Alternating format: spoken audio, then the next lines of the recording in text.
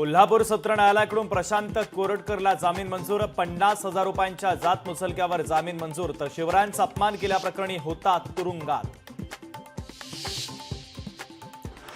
सुप्रिया सुळेंचं उपोषण अखेर मागे तब्बल 7 तास सुरू होतं आंदोलन। 2 मे पासून भोरमधील रस्त्याच्या दुरुस्तीचं काम सुरू करण्याचं अधिकाऱ्यांचं आश्वासन। संतोष देशमुख हत्या प्रकरणी उद्या चौथी सुनावणी होणार। जिल्हा सत्र न्यायालयामध्ये सुनावणी होणार, तर सरकारी वकील उज्ज्वल निकम सुनावणीला हजर राहणार।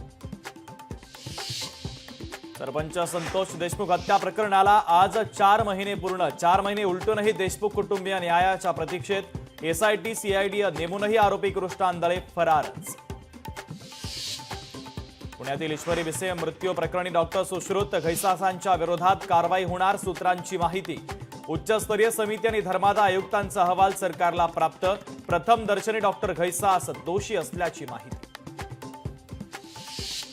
मनसे नेते संदीप देशपांडेंना अज्ञात व्यक्तीकडून धमकीचा फोन। मराठी विरुद्ध अमराठी वादाच्या पार्श्वभूमीवर धमकी, तर दादर पोलीस स्थानकामध्ये तक्रार दाखल। गोदावरी नदीच्या प्रदूषण मुक्तीसाठी नाशिकमध्ये मनसे आक्रमक। रामकुंडात उतरत मनसे पदाधिकारी आणि कार्यकर्त्यांचं आंदोलन। तुळजापूर ड्रग्ज प्रकरणात 13 पुजाऱ्यांच्या सहभागाचा आरोप। सरसगट पुजाऱ्यांवर आरोप नको, पुजारी मंडळाचे अध्यक्ष विपिन शिंदेंची विनंती। तर 35 पैकी 21 आरोपी फरार।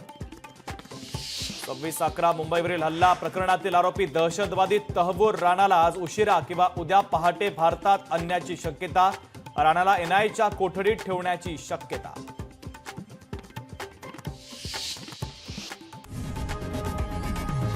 लोकशाही मराठी ऐका, पहा, जागरूक रहा।